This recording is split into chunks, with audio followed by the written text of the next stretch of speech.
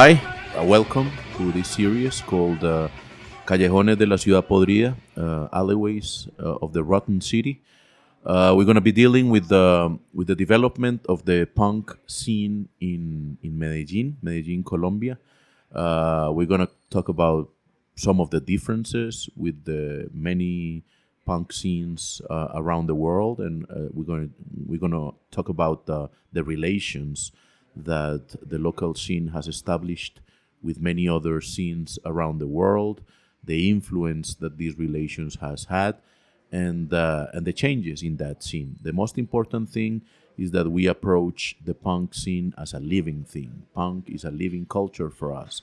This is not a space for nostalgia and to look at the culture in the 80s and so on. We will visit those moments. We will revisit them, we will analyze them and everything, but they will not be the center of this series. In this series, we want to understand the changes and the evolution that the Punk Medallo scene has experienced throughout its history. So, in the development of this podcast, there are several things that we want to ask you.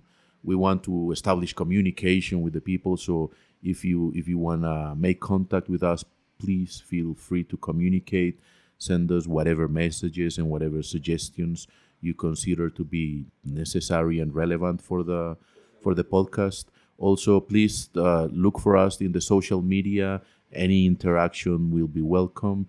And if anybody is interested in supporting this space economically, of course, we will also welcome any kind of contact and suggestion in that regard. Thank you very much, and we will see you around. En la época de nosotros, nos veníamos y nos coleábamos de noche para parcharnos aquí adentro y hacer los pogos. Y esto era de lleno de momias. Y a las 5:30, 6 de la mañana cuando salíamos, aquí en la calle de Niquitao, habían 5, 6 muertos o hasta más. Parcero, era una regonorrea. Uno tener que caminar como si los muertos fueran piedras, una gonorrea.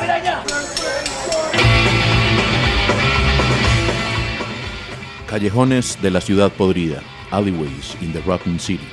A journey along the living memory of Medellin Punk scene, the Punk Medallo scene, and the local, national, and global context where it has developed. Our voice building up our memory.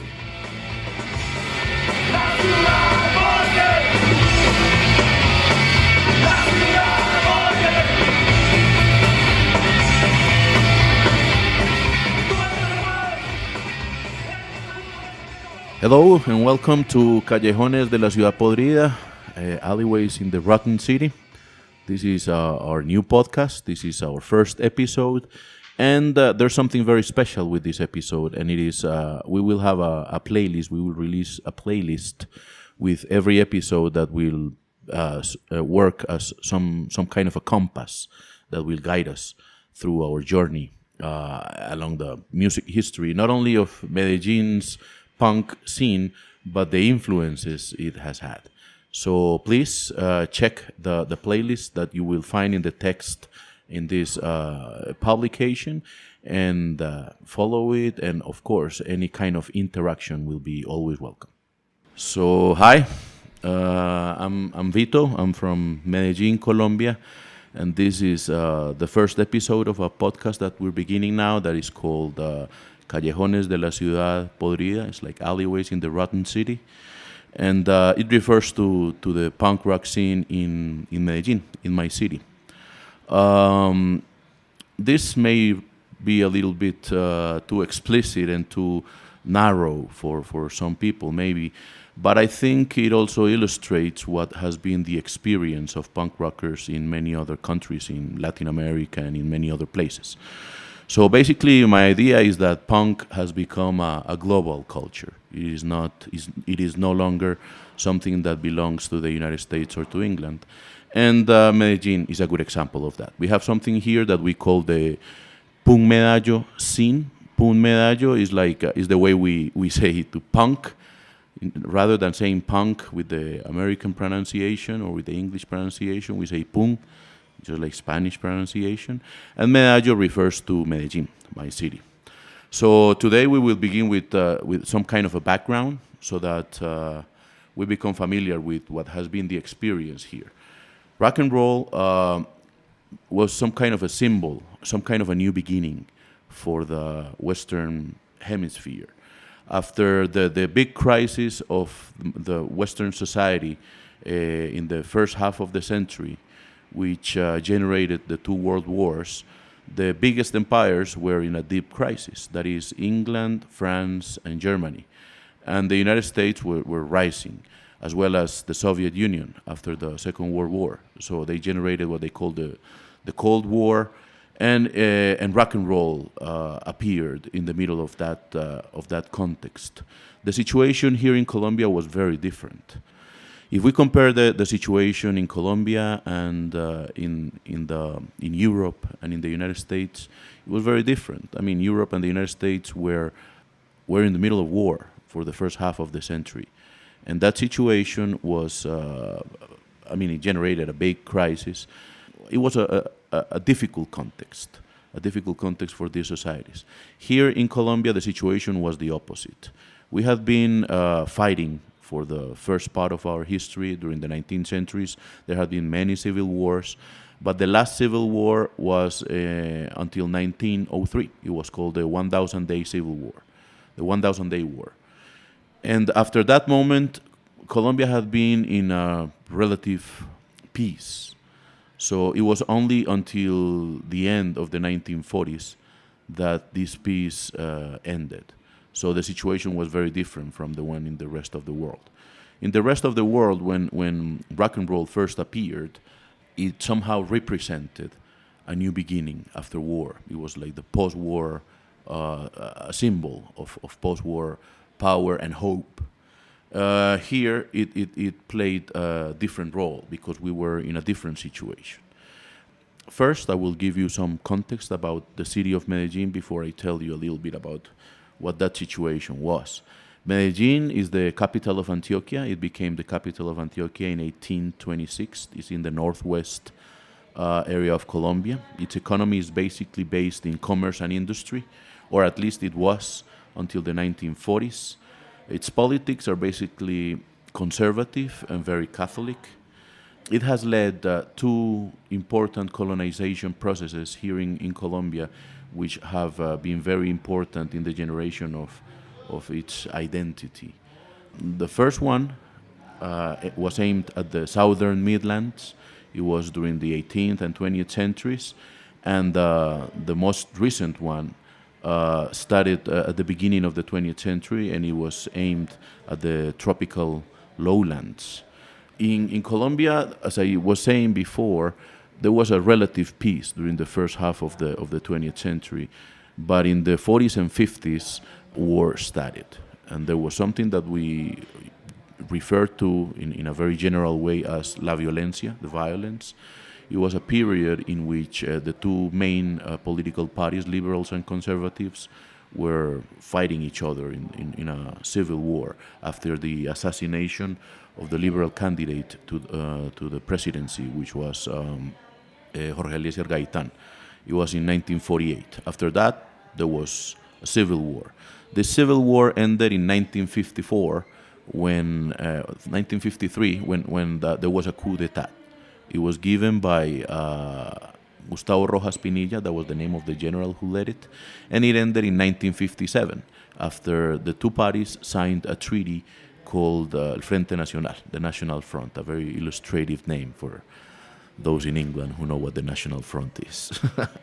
So, well, it was 1957, and it is. I give all this context because 1957 was also the year when rock and roll arrived in Colombia. So we were in the middle of a dictatorship. We were coming out of a dictatorship, and this language of hope was appropriate for some people, and some people embraced it. In fact, rock and roll was very popular among the higher classes, and it was also very well received by the mainstream culture. The first sponsors of rock and roll in the city were TV stations, radio stations, It was all the cultural mainstream, basically. The only people who were a little bit skeptical about it were the church, which has usually played a very important role in our city. This city has a very particular feature, and it is somehow contradictory because we have experienced a very important process of modernization. The city has become some kind of a vanguard in the process of industrial and economic modernization, but such process has not been the same in cultural terms.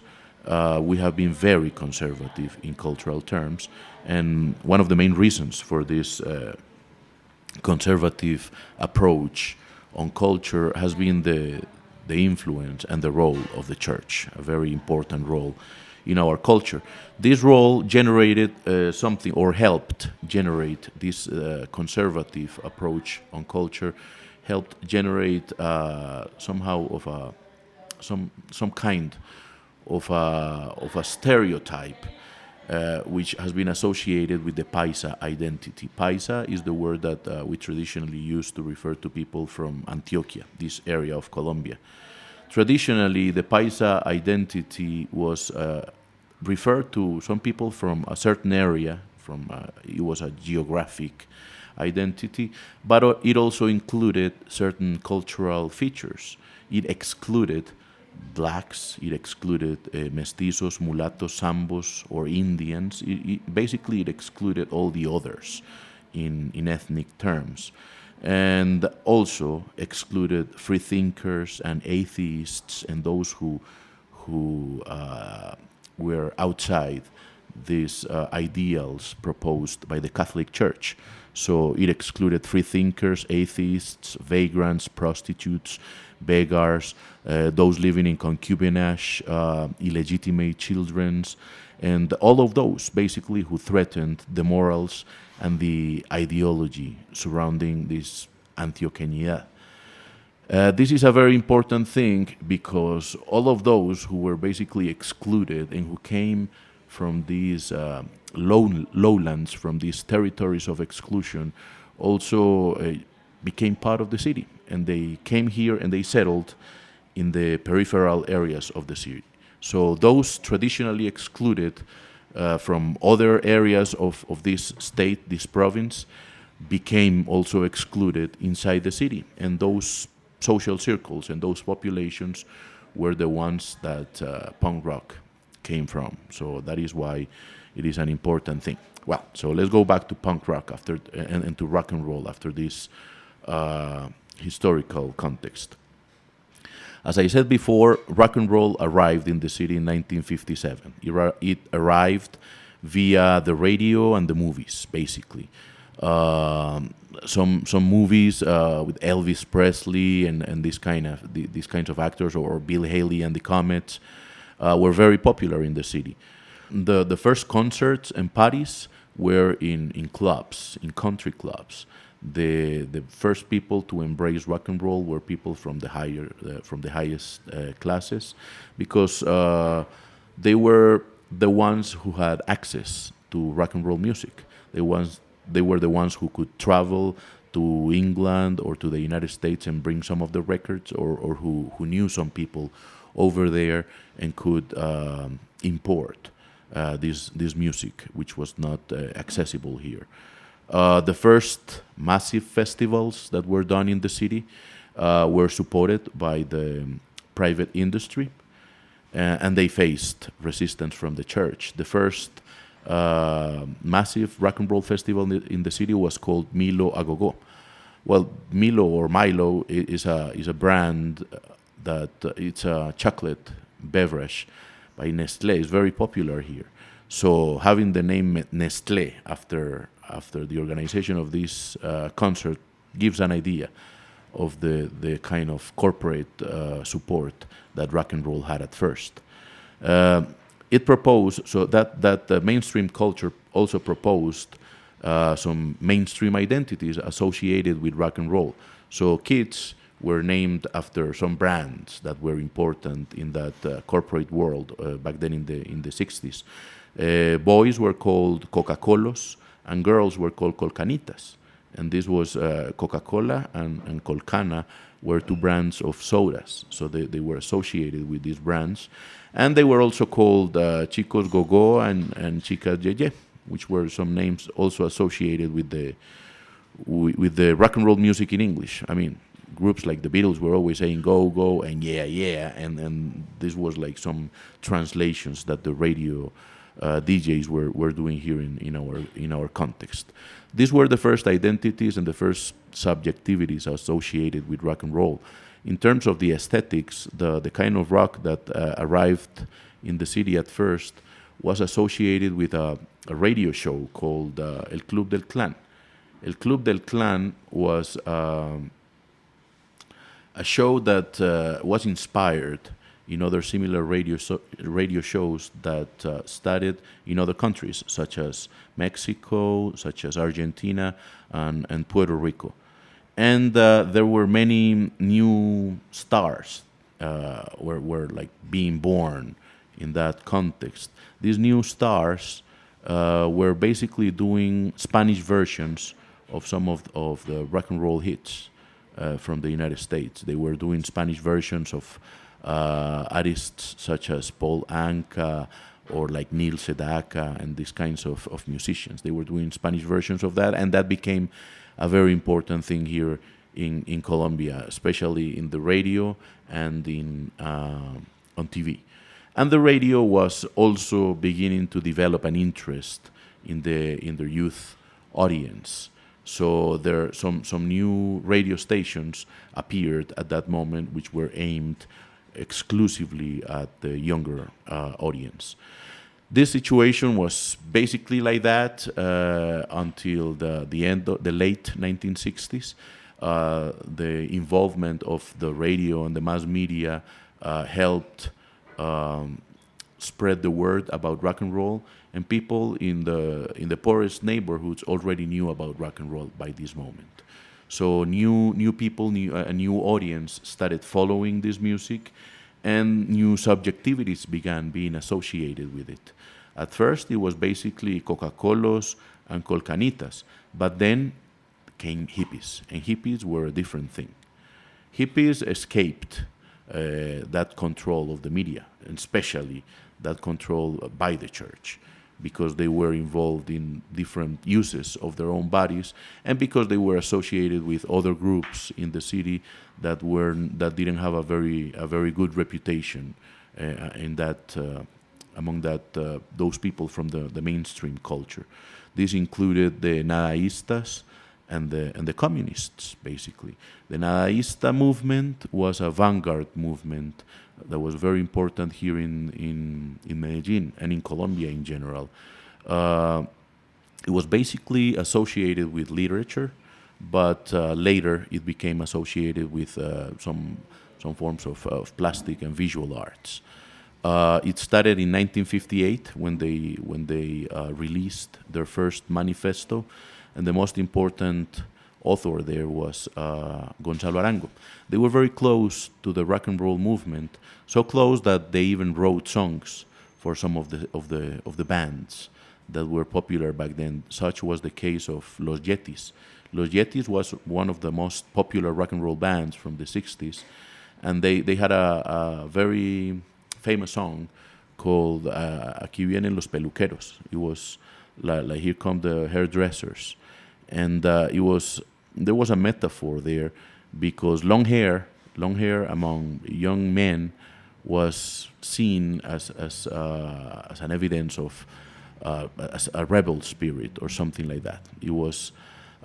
It made the mainstream culture very cautious and very suspicious. So the hairdressers, those who came to cut the hippies' long hair, were seen as a representation of the authorities.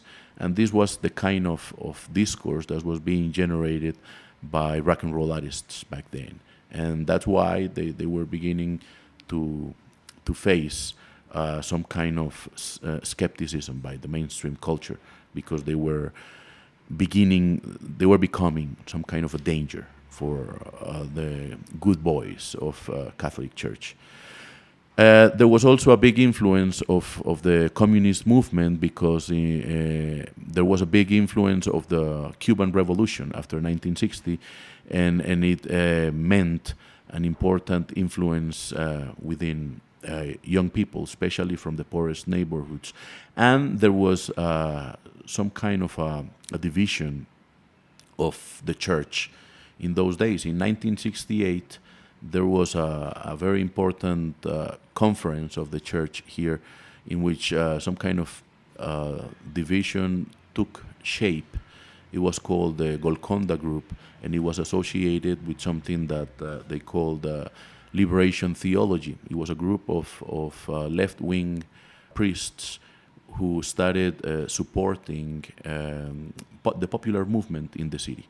So this movement was a very strong thing, and it became an influence for the hippies. So our local hippies were first a group of people who were like outside the control of the church and the most conservative mainstream culture. But apart from that, they were a little distant from the peace and love philosophy of their counterparts in the United States or in Europe, because here they had other kinds of discourses in the atmosphere.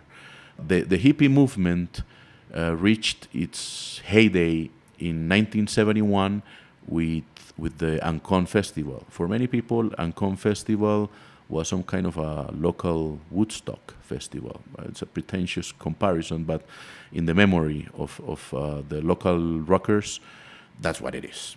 So in 1971, hippies got together and they organized the biggest show so far. There was a big difference between this concert and the previous one, the Milo a Go-Go, the one I mentioned. The Milo a Go-Go was in 1966. This one had a big difference. It was that there was no advertising at all. There were no sponsors. You don't see any banners or any kind of advertising in the pictures of the event. It was organized. It was self-organized by the hippie scene. So hippies from Medellin contacted hippies from other cities, from Bogota, from Cali, and from other places, and they came here to express solidarity. They stayed with them in their houses and everything, and they helped them organize the concert. They helped them with the logistics, the security, everything. And the groups that came also came in solidarity with the hippie movement from the city. In total, supposedly, there were about 23 bands. That's what the concerts poster show. But the thing is that in the practice, there weren't really 23 bands. I mean, it was like 5 or 6 bands that just disbanded sometimes, and they got together with people from other bands, and they started improvising and everything, and just got a stage name that never lasted. So many of those groups only existed during the concert, during the Ancon concert, which was in 1971. This concert became a huge scandal here in the city. It was a big scandal basically because of the church. The church was terrified about what had happened there. There were words of free love. There were words of drugs and abuses and in their freedom and everything. So it was a big scandal. It was so big that the mayor had to resign. He was asked to resign a couple of weeks after the event. The event was held in La Estrella, the municipality of La Estrella. It's an area of that city that is called Ancon, but it was in some lands that were a property of the municipality of Medellin, of the government of Medellin, which is why the mayor of Medellin is the one who got fired and who was asked for his resignation, and not the mayor from La Estrella, which is a curious thing. So after this situation and this big scandal, there was a big breakup between the mainstream culture and rock and roll music. The hippie scene had to start self-organizing everything that it wanted to do, and it implied that many of the groups that had been popular during the 60s turned to other musics. One example of this is the group Los Teenagers. Los Teenagers was a band that started at the beginning in the early 1960s. Their main singer was called El Loco Quintero, and at first their albums consisted of half rock and roll repertoire and half tropical repertoire. But as of 1970-71, they only played tropical music. They stopped playing rock and roll because it meant, or it implied, some kind of tough relations with the mainstream culture, with the radio stations and so on. Well, so after this breakup, after the breakup that Ancon Festival implied for the rock and roll scene, it became a more autonomous scene. So rock and roll fans started finding other ways to get hold of their music, and they started writing to people abroad and importing their records, importing their cassettes, and things started changing within the music scene.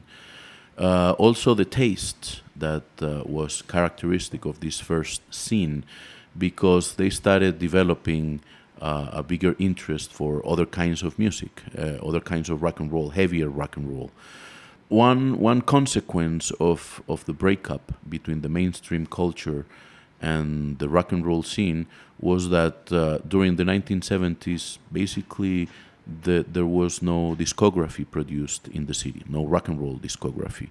Most of it was basically salsa, and salsa was some kind of the local rock and roll, the rebel kids and the ones who were adopting certain identities that were a little bit different from the traditional identities adopted by the Medellin youth, were more oriented towards salsa.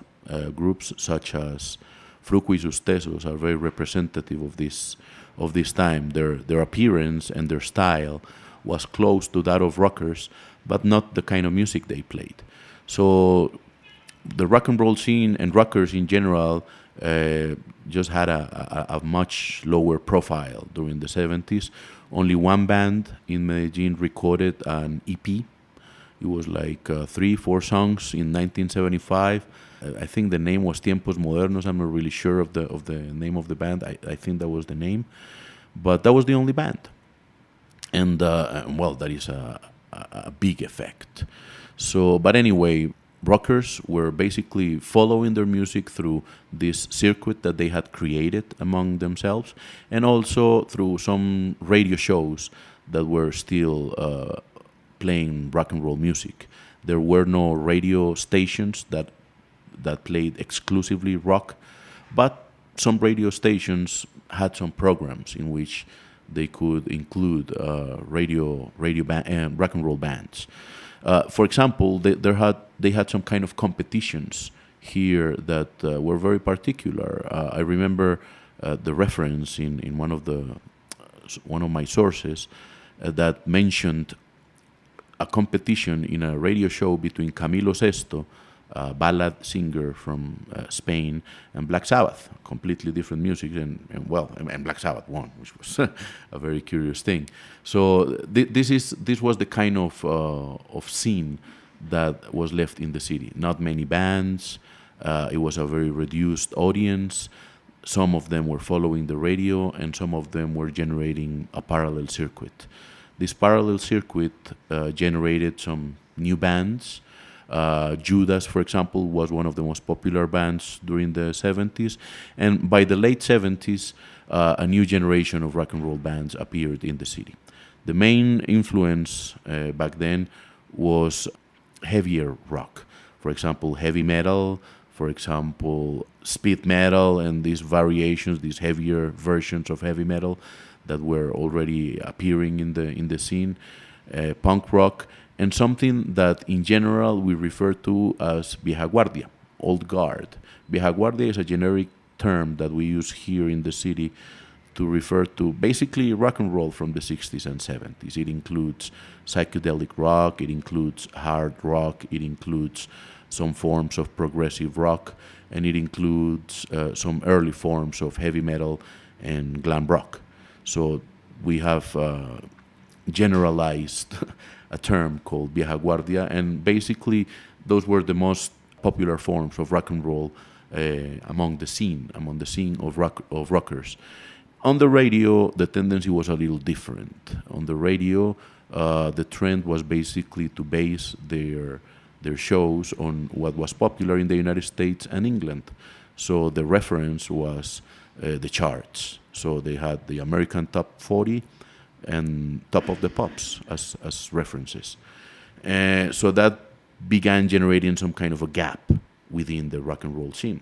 Some people were more interested in what was proposed by the radio stations, and some other people were more interested in these heavier trends and in the circles where this kind of music was circulating. So by the late 70s and early 80s, there was a circuit that consisted basically of three elements that also require some explanation. They were las notas, las galladas, y los parches. Las notas were some kind of parties organized by rockers themselves. So it was collectors of music who got together, and they got together in a house with a good sound system, and they started playing their own music. It was a way to get together, and they would all come to the party with their own plastic bag full of vinyl records that they would play there. So there was not a DJ, a main DJ, or it was a very informal thing. It was basically more like the rockers were alternating at the role of DJing, and it was a very different kind of relation with the music. So those were the notas. Notas were like very important things because they were important to generate the circuit of people. We also had the galladas. Galladas were like crews, you could say. And galladas were groups of kids, basically, who would hang out at a certain place. This certain place was also called un parche. So that is the third term. El parche is the hangout, the place where you hang out. The place or the event where you hang out. Un parche could be a corner, could be a basketball field at a popular neighborhood, at a poor neighborhood, or could also be a party.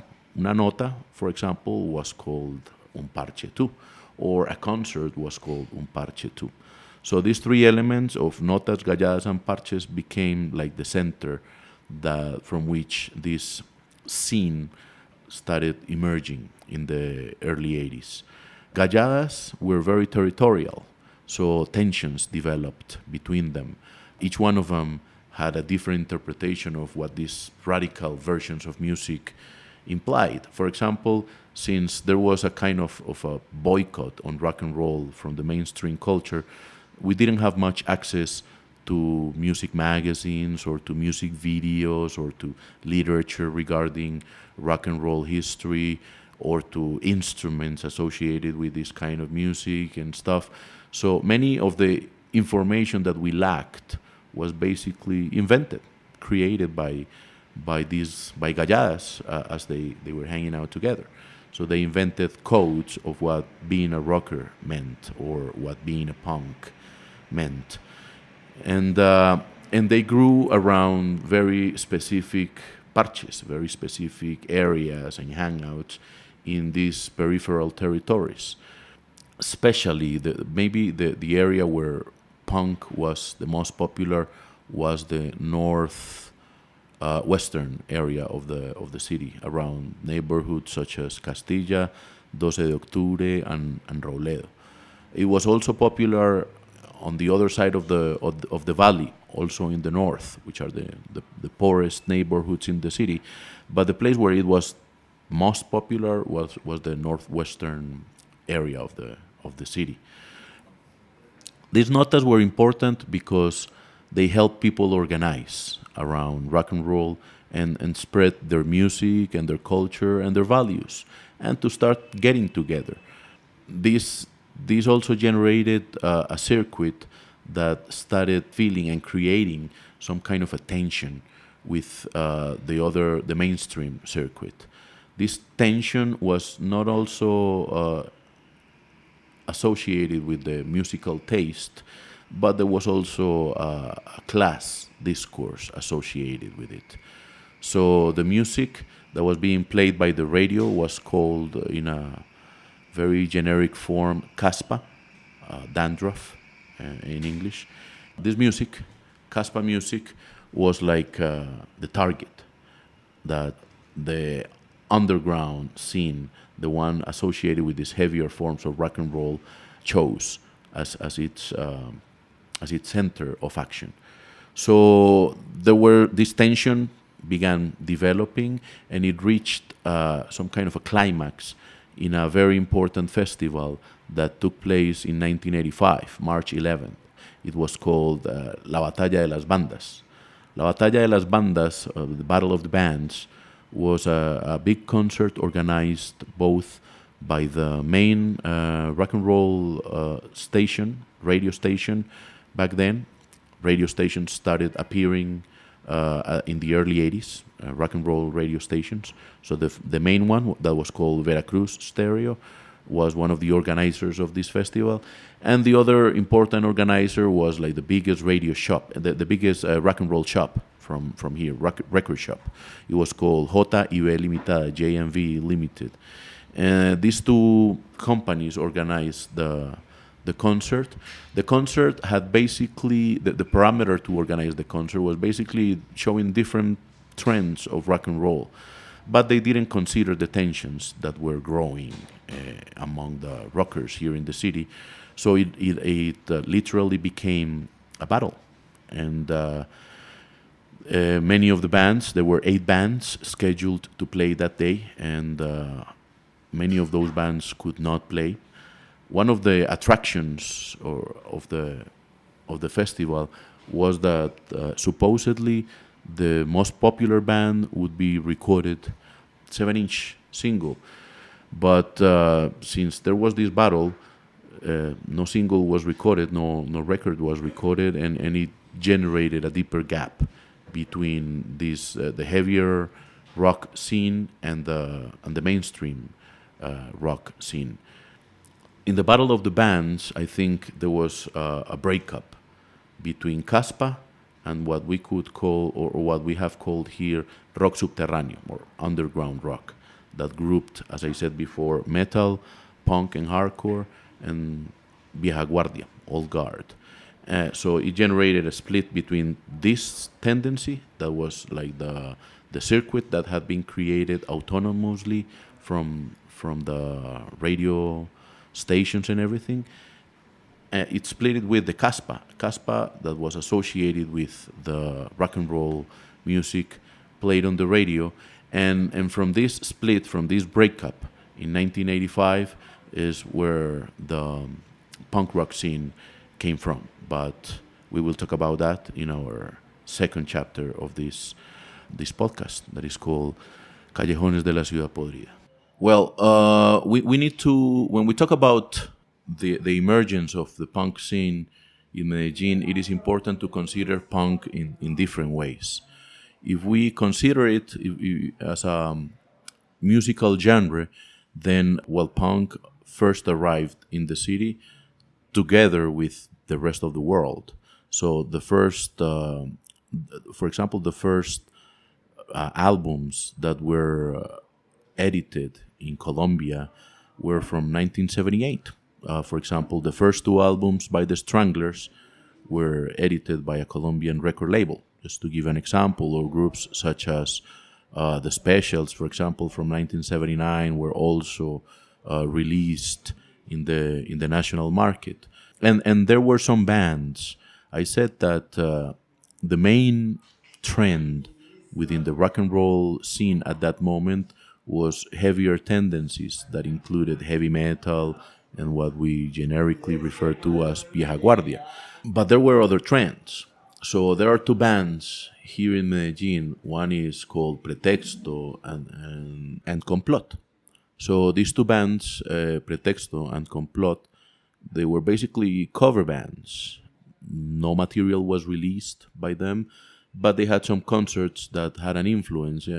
Among the bands that they used to cover, there were the Buzzcocks, the Police, the Sex Pistols, the Clash, UB40. So they were in that area between post-punk and punk, what would later be called new wave here in the city. So they were some of the first bands to play this kind of music, and they were opening like the ears of local rockers to some new trends. But at that moment, it is not appropriate to talk about a punk rock scene because there was no crowd, there was no audience that was specialized in this kind of music. That is something that started happening in the notas and in the parches where they were hanging out and discovering new music. Notas used to play punk rock and hardcore music in their playlists. They used to include songs of punk rock and hardcore together with metal and vieja guardia. But little by little, some groups of rockers decided to follow punk in a more steady and dedicated way. So in the mid-80s, around 1984, 85, some exclusively punk notas were done. And this was the beginning of this scene that would later start creating their own bands and developing a more important contact with the international punk rock circuit, with other scenes in other places, scenes that were really, really important influences, such as the Scandinavian scene, such as some Latin American scenes, such as the German scene, such as the French scene, and the Basque scene. The Basque country was a very important thing in Colombia. So also the geography of the music influences was different. So there is something that is very important that we could reach as some kind of a conclusion today. And it is that the circumstances that surrounded the development of punk rock in Medellin were completely different from the circumstances surrounding its development in cities such as New York or London. One example of this is the fact that in the case of the British scene, of the London scene, characters such as Malcolm McLaren were very important and very central, and he was the manager of a band. The bands in those days here in Medellin had no manager at all, and they were not associated with record labels at all because of what I had said before. So they self-produced everything that they made, they self-produced their bands, and they generated a concept and an identity that was pretty much a dialogue between those very scarce news that came from all over the world and a very deep sense of anger that had been growing among the local youth.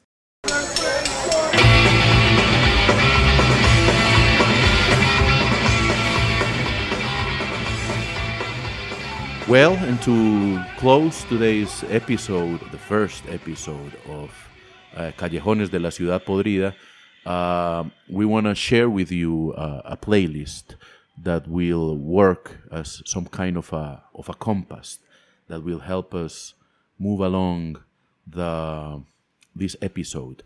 It will include different references and include different bands in all this journey through the history of rock and roll.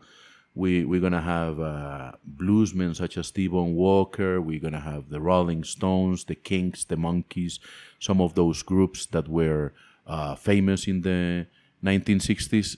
Our emphasis, of course, is in the Medellin scene.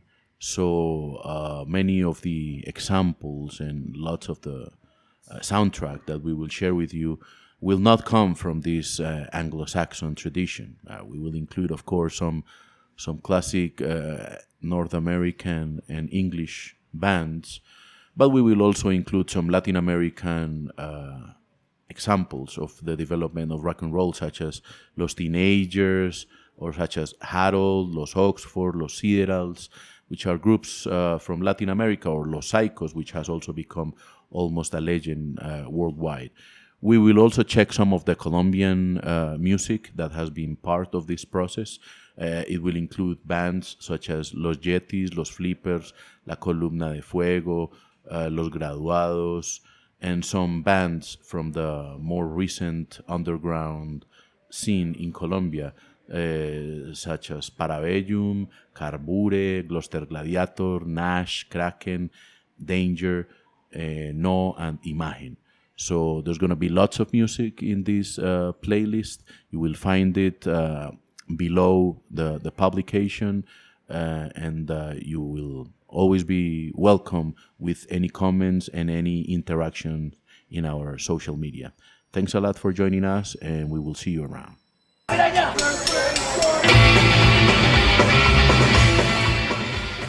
Callejones de la Ciudad Podrida, Alleyways in the Rotten City. A journey along the living memory of Medellín Punk scene, the Punk Medallo scene, and the local, national, and global context where it has developed. Our voice building up our memory.